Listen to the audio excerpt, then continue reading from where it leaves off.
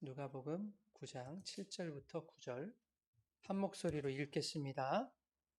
분봉왕 헤롯이 이 모든 일을 듣고 심히 당황하니 이는 어떤 사람은 요한이 죽은 자 가운데서 살아났다고도 하며 어떤 사람은 엘리야가 나타났다고도 하며 어떤 사람은 옛 선지자 한 사람이 다시 살아났다고도 함이라.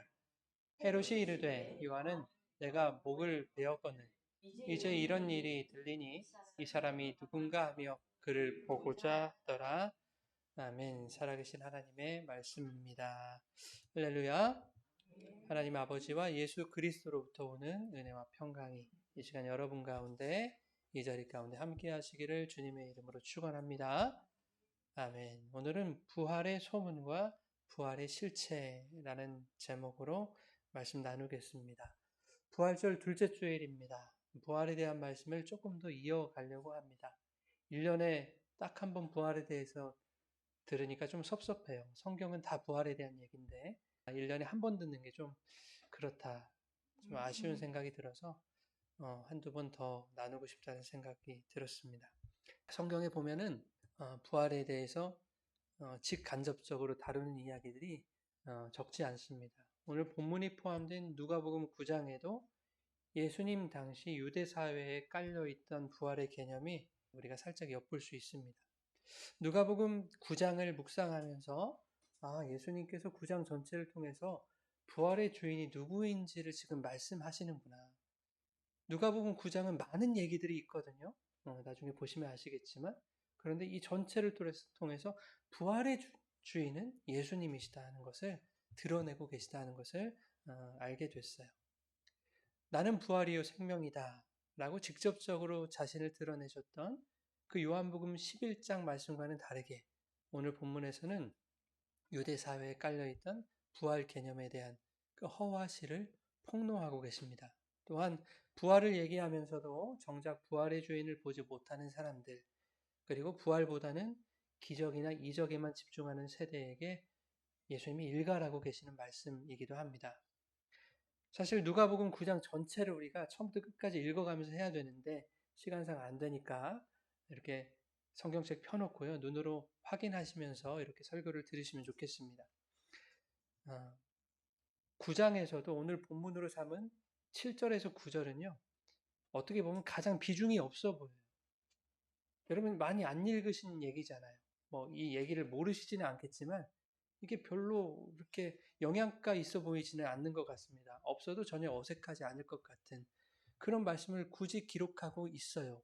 그렇다는 것은 분명히 의도가 있겠구나 하는 생각이 듭니다. 그래서 오늘 이 시간 그 의도도 한번 찾아보려고 합니다.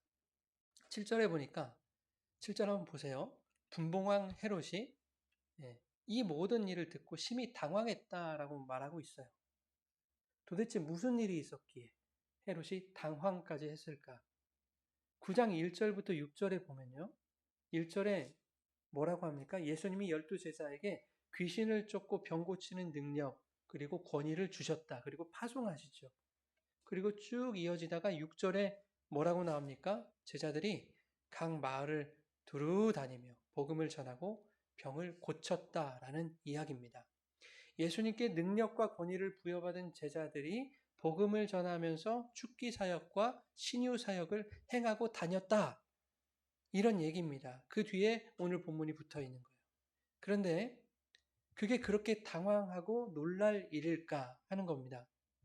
예수님 시대에는 바리새인들도 귀신을 쫓고 병을 고치는 일들을 행했습니다. 이것은 유대 전통에서 낯선 일이 아니었어요. 마태복음 12장에 보면 예수님이 귀신 들려서 눈 멀고 말 못하는 자를 고쳐주십니다. 그러자 바리새인들이 예수님께 뭐라고 합니까? 이 사람이 귀신의 왕 바알세불을 힘입어서 쫓아낸 것이다 이렇게 말합니다. 이에 예수님이 어떻게 응수하세요? 만일 내가 바알세불을 힘입어서 귀신을 쫓아낸 것이라면 너희의 아들들은 누구의 힘으로 쫓아낸 것이냐? 그러니까 너희의 아들들이란 그들도 귀신을 쫓아내고 있었다 그런 얘기죠. 여기서 너희의 아들들이란 바리새인 계열이나 그냥 유대인 축기자들, 귀신 쫓는 걸 축기라고 하거든요. 그 축기자들을 말하고 있는 거죠. 즉 귀신을 쫓는 행위 자체는 바리새파나 유대 전통 안에서도 있었던 일이었다라는 것을 예수님이 말씀하고 계시는 거예요. 물론 바리새파나 그 계열이 행하는 축기 행위로 귀신이 정말로 떠났거나 병이 정말로 고쳐졌거나 치유됐거나 했는지는 성경에 기록되어 있지는 않습니다. 많은 예수님의 제자들의 축기와 신유 사역에 헤롯이 당황할 정도였다면 기존의 유대 전통 안에서 행해지던 그것들과는 질적으로 다른 결과가 있지 않았을까? 이런 생각을 해볼 수 있지 않겠습니까? 유대 사회에서 이루어졌던 그 축기 행위가 주로 예를 들면 굿이라든지 푸닥거리라든지 어떤 제의적인 그냥 기도해주고 이런 보여주기식 퍼포먼스였다면 예수님의 제자들을 통해서는 실제로 귀신이 떠나가 버렸습니다. 그리고 병이 낫는 그런 기적들이 실제로 적장 일어났습니다. 그런데 본문을 보면 헤롯은 그 제자들에 대해서 궁금해하지 않아요. 지금 권위와 능력을 받아서 귀신 쫓아내고 병 고친 사람들 누구예요? 제자들인데 헤롯은 그 제자들에 대해서 궁금해하지 않는단 말입니다. 누구에 대해서 궁금해해요? 헤롯은 예수에 대해서 궁금해하는 거예요. 왜? 제자들에 비할 수 없는 압도적인 능력을 가진 인물이었거든요. 누가복음 9장 바로 전에 8장 마지막 단락에 어떤 이야기가 있습니까? 여러분 찾아보세요. 예수님이 야이로의 죽었던 딸을 살리는 그 달리다굼 사건이 나오죠. 헤롯은 제자들이 병을 고친 이야기뿐만 아니라 이미 그들의 스승인 예수는 죽은 자도 살렸다라고 하는 그 믿지 못할 얘기도 들었던 겁니다. 그런데 그것은 낭설이 아니었어요. 실제 일어난 일이었어요. 떠도는 소문이 아니었다 그 말입니다. 본문 7절과 8절에 보면 사람들은 그 예수를 뭐라고 합니까? 요한이 다시 살아난 것이다 라고 하는 사람들도 있고 엘리야가 나타난 것이다 하는 사람들도 있었어요. 엘리야는 죽지 않고 하늘로 올라갔으니까 엘리야가 다시 나타난 거 아닐까? 옛 선지자 중 한 사람이 부활한 거 아닐까? 이렇게 말하는 사람들이 있었다고요. 이미 유대 사회에는 부활이라는 개념이 있었어요, 없었어요? 있었던 거예요. 그죠? 죽은 요한이 다시 살아났다라고 생각했다니까요. 죽었던 옛 선지자의 한 사람이 다시 살아난 것이 아닐까 이렇게 생각했다면 부활의 개념이 있었다는 거예요. 유대인들은 사람이 죽으면 3일 동안은 그 영혼이 시신주의를 이렇게 맴돌다가 다시 육체로 들어갈 수도 있다고 생각했어요. 그렇게 죽었던 자가 다시 부활, 살아날 수 있다고 생각했습니다. 3일 안에. 그런가 하면 바리새인들도 부활은 믿었거든요.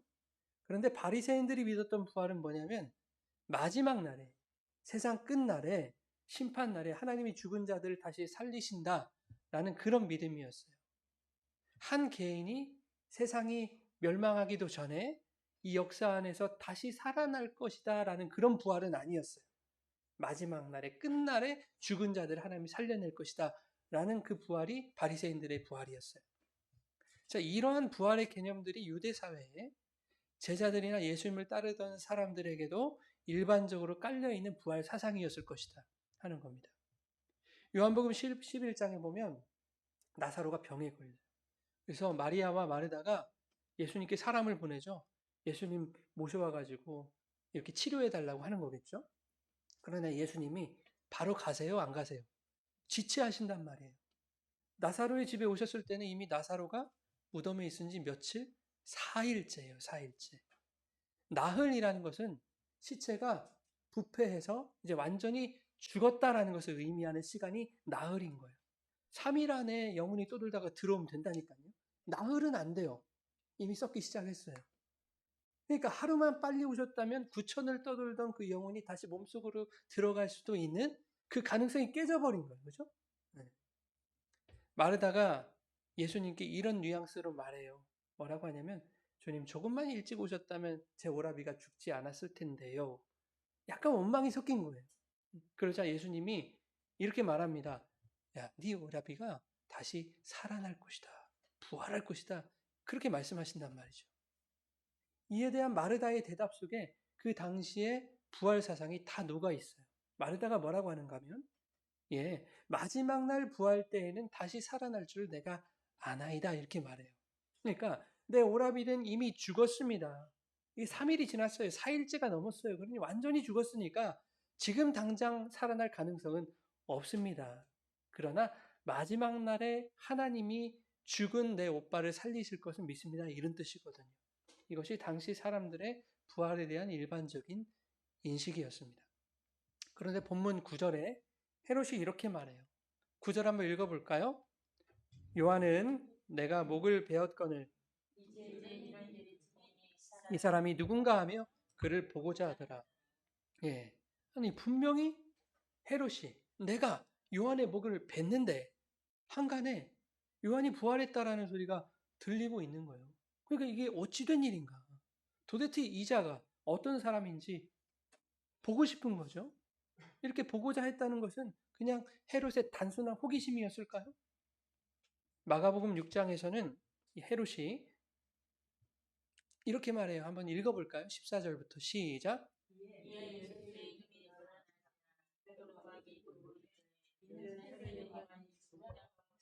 살아났도다. 이런 능력이 그 속에서 일어나느니라 하고 어떤 이는 그가 엘리야라 하고 어떤 이는 그가 선지자 옛 선지자 중에 하나와 같다 하되 헤롯은 듣고 이르되 내가 목벤 요한 그가 살아났다 하더라. 마가복음에 의하면요 헤롯은 지금 그 예수님을 누구로 생각하고 있는 거예요? 죽은 요한, 자신이 죽였던 요한이 부활한 것이다라고 생각하고 있는 거예요. 부활했을 수도 있다라고 생각하고 있는 거예요. 왜 그런 생각을 했을까요? 당시의 일반적인 부활의 개념이 산산조각 나버렸거든요. 9천을 떠들던 영혼이 다시 몸으로 들어오는 것이 아니라 달리담금 사건은 어때요? 예수님이 말씀으로 그 자리에서 살리셨거든요. 그러니까 이거는 당시의 부활 사상은 완전히 달라요. 그렇게 죽은 자를 다시 살리는 것은 인간의 영역이 아니라 신의 영역이라고 생각됐거든요. 게다가 죽은 한 여인이 역사 속에서 다시 살아난 이 부활은 당시 유대교의 한 축이었던 그 바리새인들이 주장한 부활 사상의 한계를 드러내고 있지 않습니까? 심지어 정치 세력과 친밀했던 사두개인들은 뭐라고 말합니까? 부활을 믿어요, 안 믿어요? 야, 부활이 어딨냐? 그렇게 믿는다니까요. 사두개인들은 제사장들이 많아요, 거기에는. 그럼에도 불구하고 부활은 없다 그래 버리거든요. 그런데 죽었던 자가 다시 살아났다는 사실을 헤롯이 들은 겁니다. 뿐만 아니라 그의 제자들은 놀라운 기적을 펑펑 터뜨리면서 그렇게 다니고 있어요. 헤롯이 생각하기를 이는 보통 인물이 아니다라고 생각했을 겁니다. 요한이 부활했을 수도 있다라고 하는 그의 생각은 당대에 팽배했던 부활에 대한 일반적인 사상이 완전히 박살났다라는 것을 보여줘요. 여러분 세례 요한은 어떤 사람입니까? 최고 권력자였던 헤롯에게 거침없이 당돌하게 순소를 했던 사람 아닙니까? 헤롯이 자기 동생 빌립의 아내 헤로디아와 결혼을 한 거예요. 이거 잘못된 거잖아요. 그러니까 요한이 헤롯에게 이건 옳지 않습니다. 라고 나무랐다고요. 마가복음 6장 19절 20절에 헤로디아가 뭐라고 합니까? 요한을 원수로 여겨 죽이고자 했대요. 그런데 뭐래요? 헤롯이 요한을 의롭고 거룩한 사람으로 알고 두려워하여 보호했다. 그렇게 말하고 있죠. 그의 말을 들을 때 크게 번민하면서도 요한의 말은 달갑게 들었다 그 말이에요. 그만큼 헤롯에게 영향력을 끼쳤다 요한이. 이 말입니다. 요한 같은 의롭고 거룩한 사람의 말은 기분 나빠도 들었다 그 말이에요. 자, 그런데 헤롯이 자기 생일날에 헤로디아와 그의 딸의 계략에 넘어가 가지고 세례 요한을 참수하죠. 야, 목을 베라. 약속을 했단 말이에요. 그러니 혹시 그 요한이 다시 살아난 것이라면 의롭고 거룩한 요한을 억울한 죽음으로 빠뜨린 나에게, 자신에게 앙심을 품고 헤롯 자신의 그 권력 체계를 무너뜨리려 할 것이라는 그 두려움에 빠지지 않았을까? 그런 두려움이 찾아오지 않았겠습니까? 헤롯에게. 그래서 헤롯이 그를 보고자 했다라고 하는 그 이유는 뭐겠습니까? 내가 그때 잘못했어. 억울하게 너를 죽였어. 미안해. 용서를 구하려고 했겠습니까? 진짜 요한이 살아온 것인지 아닌지 그거 확인하고 싶었겠습니까? 다 아니에요. 헤롯의 관심은 거기에 있지 않아요. 그게 누구든 자신의 권력을 위협하는 세력을 자신의 통치 영역에서 그냥 치우고 싶은 거예요. 또 죽이면 되지. 계속 죽이면 되지. 사람은 또 죽이고 사람은 또 죽이고.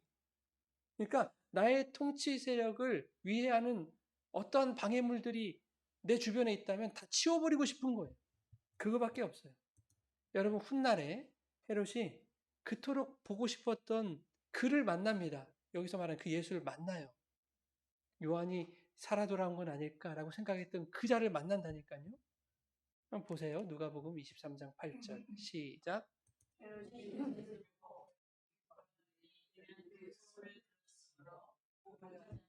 그래였고 또한 무엇이나 이적 행하심을 볼까 바라던 영고러라.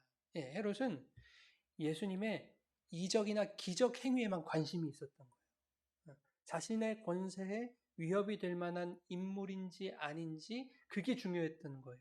그럴 만한 능력이나 힘이 이 사람에게 있는지 그게 중요했던 거예요. 그걸 확인해 보고 싶었던 거예요. 그런데 예수님께서 아무런 반응이 없어요. 그러자 헤롯은 군인들과 함께 예수님을 어떻게 해요? 업신여기며 희롱하고 빌라도에게 넘겨버렸다. 그 말이에요. 아, 이거 아무것도 아니구나 하고 그냥 빌라도에게 넘겨버렸어요. 치워버렸어요. 여러분, 세상은 힘의 논리에만 관심이 있어요. 모든 게 다 힘 아닙니까? 인기도 힘이고 돈도 힘이고 명성도 힘이고 그렇죠? 사람들이 나를 인정해 주는 것도 내 힘이고 내 딸이 좋은 대학교 들어가면 내 힘이고 다 힘으로 살아가요 사람들은. 이 세상에 힘의 논리에만 관심이 있어요. 그렇다고 그게 나쁜 거냐? 세상이 나쁜 거냐? 그렇지 않잖아요. 세상에도 수많은 좋은 가치들이 있어요. 그렇죠? 헤롯이 요한을 의롭고 거룩한 사람으로 인정했듯이 그렇죠? 헤롯도 그런 의롭고 정직한 것, 거룩한 것을 안다니까요. 그렇듯이 세상도 의로움을 말하고요. 거룩을 말합니다. 도덕과 청렴과 배려와 용서와 관용 이런 것들을 세상도 말해요. 그러나 내 힘과 권세에 위협이 될 때, 즉 나에게 해가 될 때 세상은 정의를 박해합니다.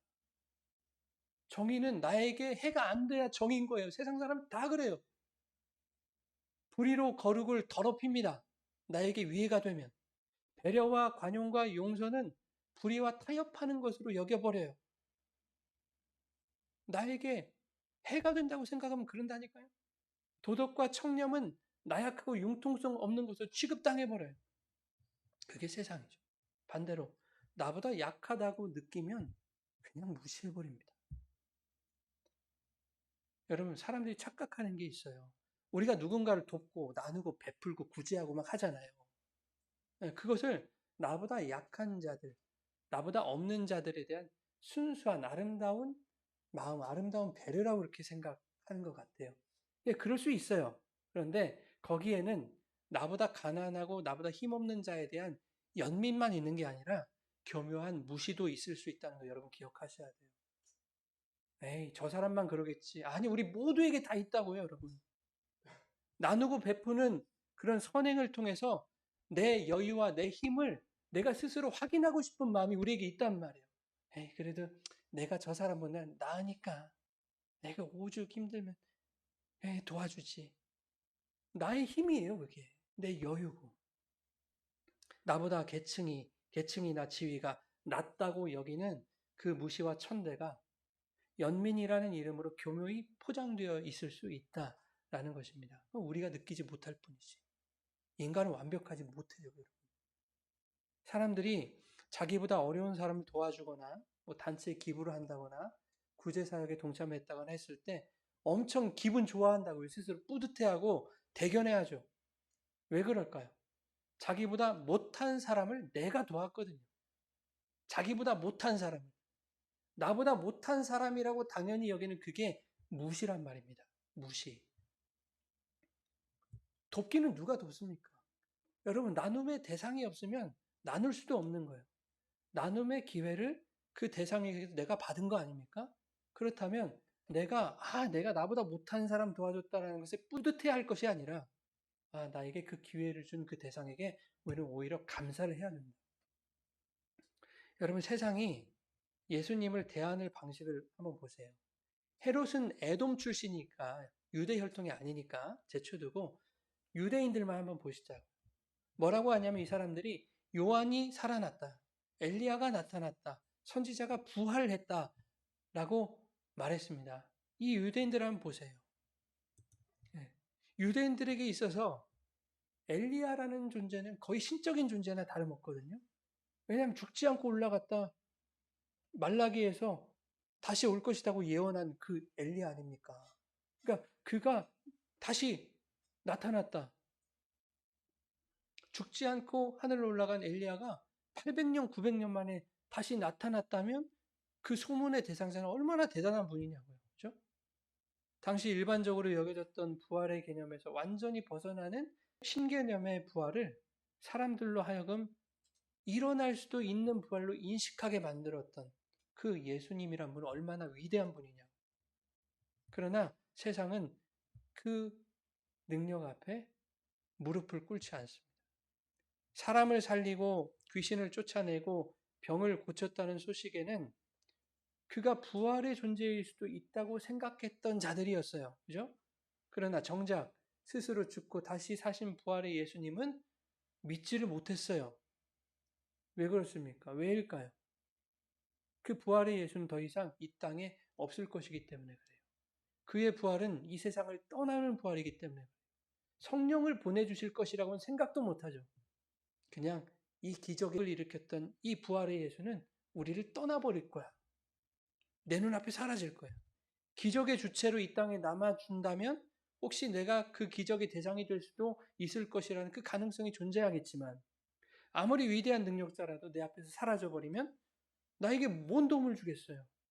내게 어떤 힘이 되어주겠습니까? 도움도 힘도 줄 수가 없어요.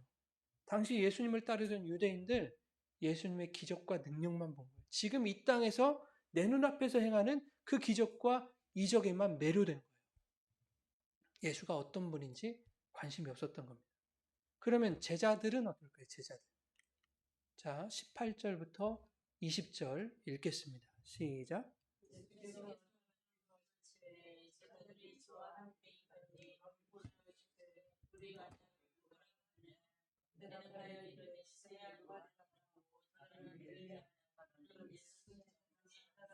살아났다 하나이다.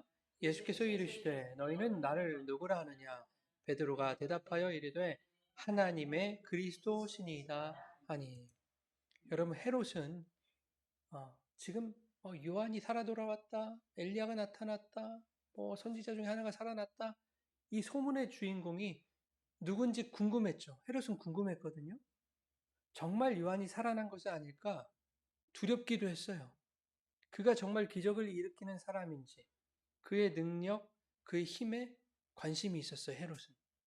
사람들의 관심도 그의 기적, 이적에 있었어요. 그런데 베드로는 어떻게 대답해요?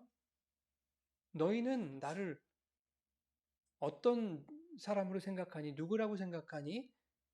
베드로가 뭐라고 합니까? 하나님의 그리스도이십니다. 이것은 제자들도 같은 대답이었을 거예요. 베드로가 대표적으로 대답한 거예요. 자, 이것은 참으로 귀한 고백이죠. 이 고백에 제자들의 진심이 담겨 있었을까요? 없었을까요? 있었을까요? 없었을까요? 왜 없어요? 진심으로 대답한 거예요. 여러분, 우리의 진심이 진리는 아니에요. 그렇죠? 우리의 진심이 언제나 바뀔 수도 있어요. 진심이 바뀌지 않는다는 법칙은 없어요. 이들의 진심이 다 담겨 있었다니까요. 주님은 하나님의 아들, 그리스도 맞아요. 그렇게 진심으로 고백했어요. 그러나 이런 진실한 고백을 드린 제자들조차도 실상은 예수님을 힘과 권세의 도구로 생각했다라는 것이 이제 9장 후반부에 드러납니다. 이거는 오후에 좀 더 설명을 하려고 합니다. 자, 46절에 한번 보실까요? 제자들 사이에서 어떤 다툼이 일어나요. 읽어봅시다. 제자 중에서 누가 크냐 하는 변론이 일어나니. 야, 네가 크냐 내가 크냐 다퉈요. 이런 다툼이 왜 일어났을까요? 이 이전에 무슨 사건이 있어요? 변화산 사건이 있죠. 음, 변화산 사건 때 예수님이 누구만 데려가요? 베드로, 요한, 야고보만 데려가서 제자들이 질투한 것이다 라고 말하기도 하는데, 그것이 다툼에 다소 영향을 줬을 것이는 하겠지만 근본적인 이유는 아닌 것 같아요. 제 생각에는. 9장 서두에 제자들이 예수님께 뭘 받았습니까? 능력과 권위를 부여받았죠. 예, 이것은 주님의 사역이 제자들에게로 확장되고 있다는 것을 의미하는 거거든요. 예수님의 사역뿐만 아니라 이제 제자들에게서도 예수님의 사역이 흘러갈 거야. 이게 권위와 능력이 전달되는 것으로 확장되는 거예요. 그런데 그 능력과 권위를 받자 제자들이 어때요? 정말로 내가 귀신 쫓고 병도 뻥뻥 고치는 거예요. 내가 예수님이 아니라. 그러니까 얼마나 놀라운 경험입니까? 얼마나 뿌듯해요. 그죠? 그리고 오늘 본문으로 읽은 말씀 7, 8, 9절 그리고 아까 베드로 이야기 있죠? 18, 19, 20절입니까? 이 사이에 어떤 사건이 있어요, 여러분? 네. 오병이어 기적 사건이 있잖아요. 그죠? 네. 거기서 예수님이 오병이어 기적 사건에서 예수님이 제자들에게 역할을 주세요. 역할을. 예수님이 떡을 들어 축사하시고 떼어 예수님이 다 나눠주시면 되는데 제자들에게 주시더란 말이에요. 그리고 야 너희들이 나눠줘라 그러세요. 그리고 먹고 남은 조각도 누가 다 거두어 드렸어요? 제자들이 거두어 드렸어요.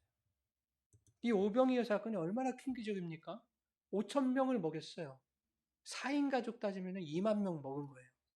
그 일에 제자들이 지금 동참한 거죠. 네. 자신들이 기적의 주체가 된 듯한 희열을 느끼지 않았을까요? 내가 누군가에게 나눠준 빵이 계속 뻥튀기가 뻥뻥뻥 되는 거예요. 때렸더니 또 뻥뻥뻥 뻥튀기가 되는 거예요. 내가 나눠준 빵으로 수많은 사람들이 배를 불리고 있는 거예요. 그러니까 얼마나 뿌듯하냐고요. 그죠?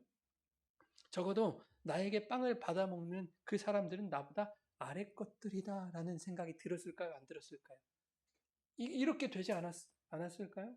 제자들은 충분히 그러고도 남을 사람들이에요. 왜냐하면 제자들은 바로 우리의 모습이니까. 그런데 베드로, 요한, 야고보만 나중에 또 따로 변화산에 데리고 가신 거예요. 이렇게 뽕이 막 차고 있었을 때 베드로, 요한, 야고보 너희들만 내가 데리고 갈게. 그때 서열 전쟁의 불이 이렇게 활발 이제 지펴지게 된 겁니다. 여러분 제자들도 예수님을 자신들의 힘과 권세, 능력을 확보하는 대상으로만 바라본 거예요. 이제까지. 이분만 내가 끼고 있으면 남들보다 높은 자리 주시겠지. 이분 말씀에 내가 순종하고 잘 보이면 남들보다 내가 좀 나은 삶을 살겠지. 이런 생각, 이런 기대를 갖고 예수님 따랐던 거예요. 사람들은 예수님의 기적과 이적에 집중했죠. 유대 사람들이. 그런데 제자들은 그것을 넘어서 자신들이 중심이 되기를 바랐어요. 누가 더 나빠요? 제자들이 더 나빠요. 어떻게 보면.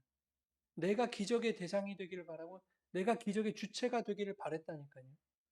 예수를 믿는다는 자기 신념이요. 이렇게 무섭다는 것을 오늘 말씀이 보여주는 거예요. 너희는 나를 누구라 하느냐 물으시는 예수님께 베드로가 하나님의 그리스도십니다라고 대답한 그 바로 뒤에 여러분 무슨 말씀이 나옵니까? 예수님이 자신의 고활과 부활에 대해서 첫 번째로 예고하시는 그런 이야기예요. 내가 죽고 다시 살아날 것이다. 예고하신다고. 야, 너희들 정말 자신 있냐? 내가 그 십자가에 달려서 죽게 된단 말이야. 그래도 너희들 흔들리지 않을 자신 있니? 헤롯처럼 나를 비웃고 조롱하는 건 아니야? 내가 사흘 만에 부활했을 때도 야, 이분은 그리스도십니다 라고 확실하게 너희들 대답할 수 있겠어? 너희 곁에 내가 없다고 해서 다른 사람들처럼 나 무시하고 그냥 버리는 거 아니야? 너희가 기대하는 힘과 권세를 주는 그런 메시아가 아니라서 나 부인하는 거 아니야? 너희들 정말 자신 있는 거 맞아? 지금 이거 물어보고 계시는 거예요. 괜히 뭐 순환과 부활의 예고를 왜 합니까? 야, 너희들 이렇게 기대하고 있는데 너희들이 원하는 거 못 들어줘. 나는 처참하게 처절하게 그렇게 십자가에 죽어버릴 거야. 그리고 사흘 만에 살아날 거야. 그리고 나 승천할 거야. 근데 너희들이 지금 고백하고 있는 그리스도라는 그 고백이 그때도 진정으로 나오겠니? 자신 있니? 그리고 23절에 뭐라고 하십니까? 23절에 시작.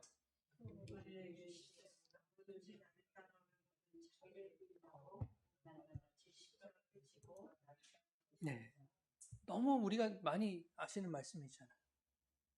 하나님의 자녀들은 세상의 힘의 논리, 세상의 가치 따라서 사는 것이 아니라는 얘기예요. 힘과 권세를 추구하는 그 죄인의 생리적인 그 본성대로 살아가서는 안 된다. 너희들 그거 거부해야 돼. 누가 크냐? 누가 낫냐? 누가 힘이 세냐? 누가 더 영향력 있나?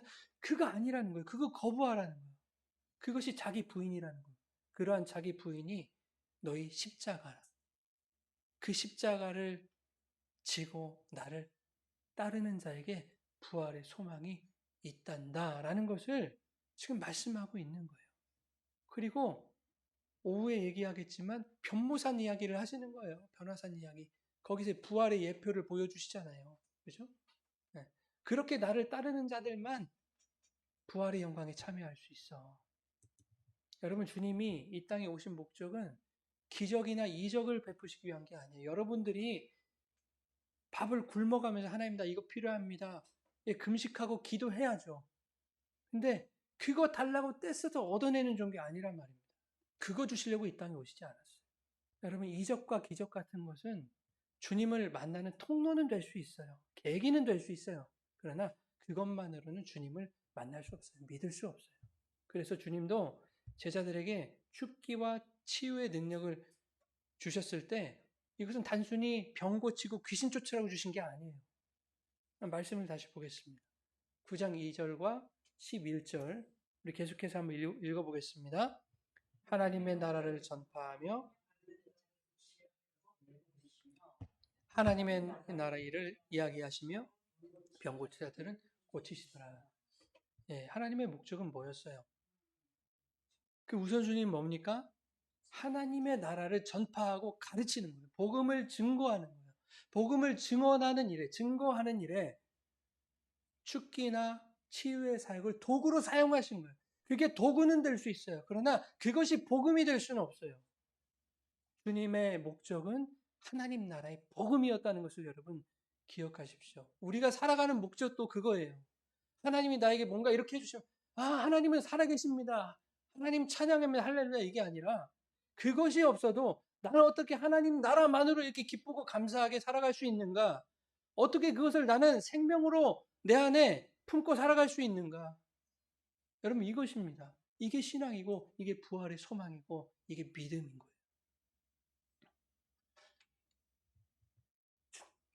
여러분 주님의 목적은 다른 것에 있지 않아요.